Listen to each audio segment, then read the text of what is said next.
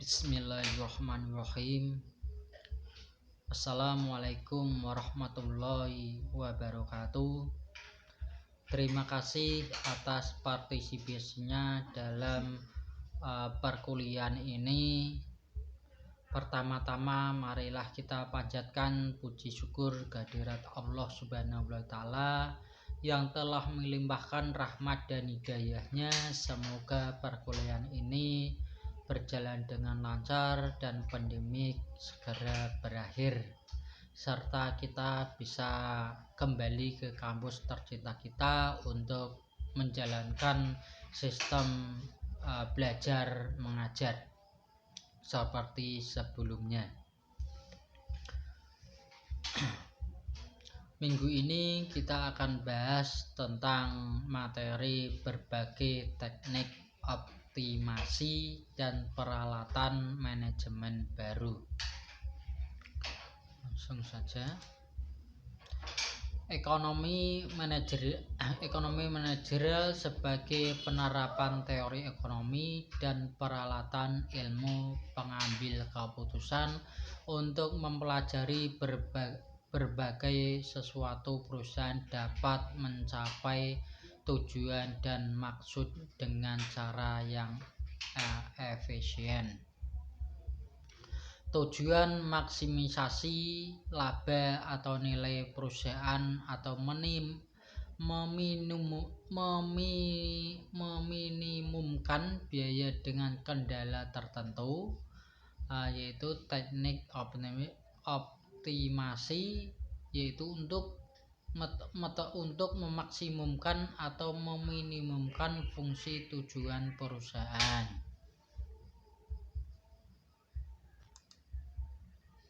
Metode menggambarkan hubungan ekonomi, yaitu 1. Bentuk persamaan, tabel, grafik,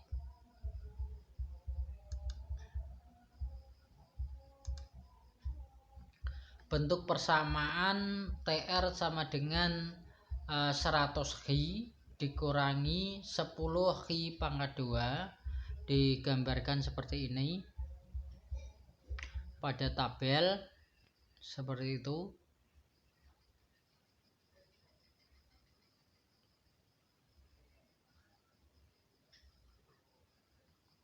Sudah bisa ya. Hubungan biaya total, rata-rata, dan margin. Hubungan konsep dan ukuran total, rata-rata, dan margin sangat penting dalam analisis optimasi. Hubungan ini akan digunakan apabila kita berbicara tentang penerimaan, produksi, biaya, atau laba.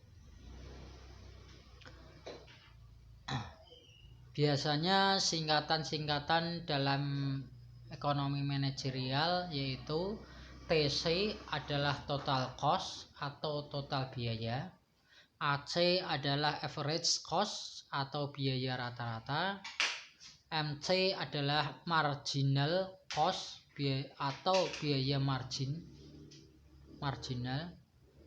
Sedangkan untuk penerimaan yaitu adanya TR atau total revenue atau disebut dengan penerimaan total. Sedangkan AR adalah average revenue, adalah penerimaan rata-rata. Untuk MR adalah margin revenue atau penerimaan marginal. Hubungan biaya total, rata-rata, dan margin saya contohkan pada tabel di sini.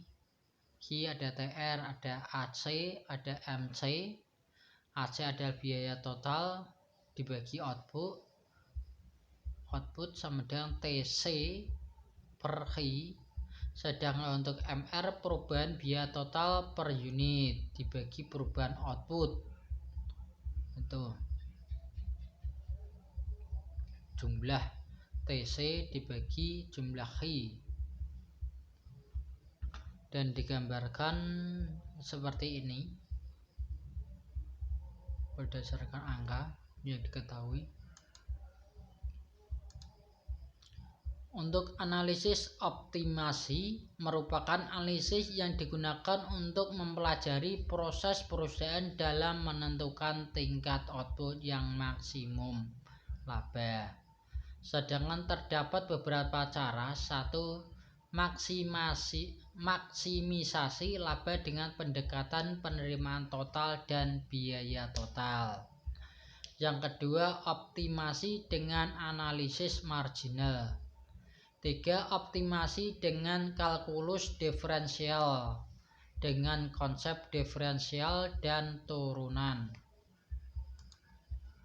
Sedangkan untuk kalkulus diferensial bermanfaat bagi masalah optimasi yang terkendala.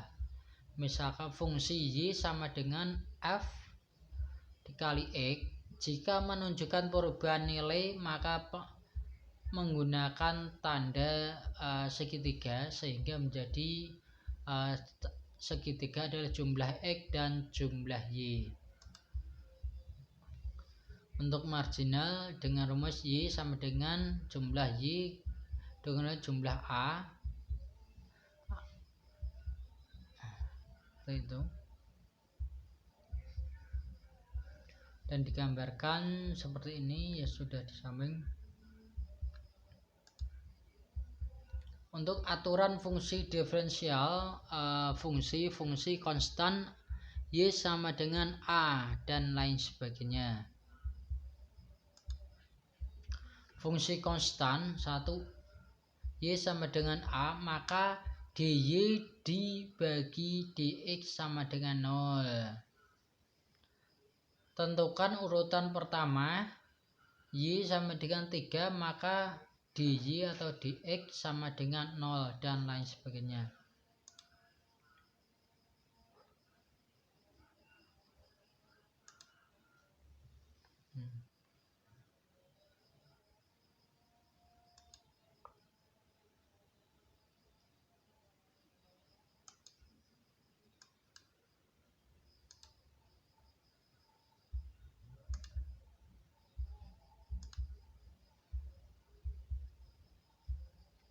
Untuk fungsi konstan Y sama dengan A, maka dy dibagi dx sama dengan 0. Y sama dengan AXB, maka dy dx sama dengan AB X pangkal B kurangin 1. Seperti ini, sudah lihat. Fungsi pertambahan dan pengurangan tentunya terutama peraturan tentunya turunan pertama dy dibagi dx. Jadi bisa dilihat di sini. Ini fungsi pertambahan dan pengukuran juga sama. Untuk perkalian atau hasil dua fungsi juga sama. Penghitungannya seperti ini.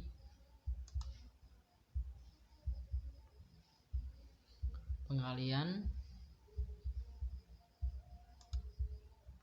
Fungsi pembagian U dibagi V sama maka dx per dy per dx sama dengan V du dikurangi ud V dibagi V2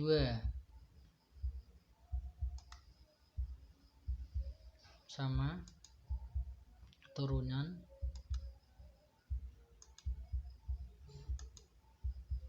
sama, bisa dipelajari. Ini rumus berantai dy dibagi dx dy sama dengan dy 1 atau 2 dibagi d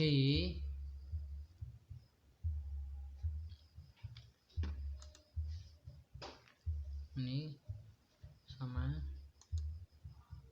Sedangkan optimasi kalkulus menentukan maksimum atau minimum dengan kalkulus. Kita menggunakan turunan pertama dz dibagi dx sama dengan lim jumlah ay dibagi ax.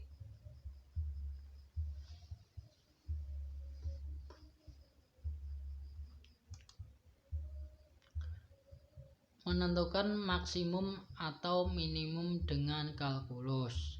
Fungsi permintaan dan biaya P sama dengan 1000 dikurangi dan TC sama dengan 5000 ditambah 100 maka P pada tingkat output yang minimumkan TR jangka pendek. P dan pada tingkat output yang meminimumkan jangka pendek, P jangka pendek. Ini dapat dilihat untuk contohnya. Optimasi terkendala. Sebagian besar manajer menghadapi kendala. 1. Perusahaan menghadapi keterbatasan kapasitas produksi. Yang kedua, perusahaan menghadapi keterbatasan persediaan tenaga ahli dan bahan mentah. Masalah optimasi terkendala dapat dipecahkan dengan 1. Optimasi terkendala dengan substitusi. Yang kedua, optimasi terkendala dengan metode pengali Legrex. Peralatan manajemen baru untuk optimasi. 1. Perbandingan atau benchmarking. Yang kedua, manajemen kualitas total atau yang disebut TQM. Rekayasa ulang, business process reengineering. Organisasi pembelajaran atau learning organisasi. Sedangkan untuk perbandingan atau benchmarking merupakan menentukan dengan cara terbuka dan jujur bagaimana perusahaan lebih dapat menghargai suatu dengan lebih baik. Perbandingan biasa dilakukan dengan studi lapangan dan ke produksi lain. Perbandingan membutuhkan 1. Memiliki suatu proses yang spesifik yang akan diperbaiki. Yang kedua, mengidentifikasi beberapa perusahaan yang dapat mengerjakan dengan lebih baik. 3. Mengirim utusan pembanding yang terdiri atas orang yang benar-benar akan membuat perubahan. Sedangkan untuk TQM merupakan secara konstan untuk memperbaiki kualitas produk dan proses perusahaan sehingga cara konsisten memberikan nilai kepuasan yang semakin meningkat.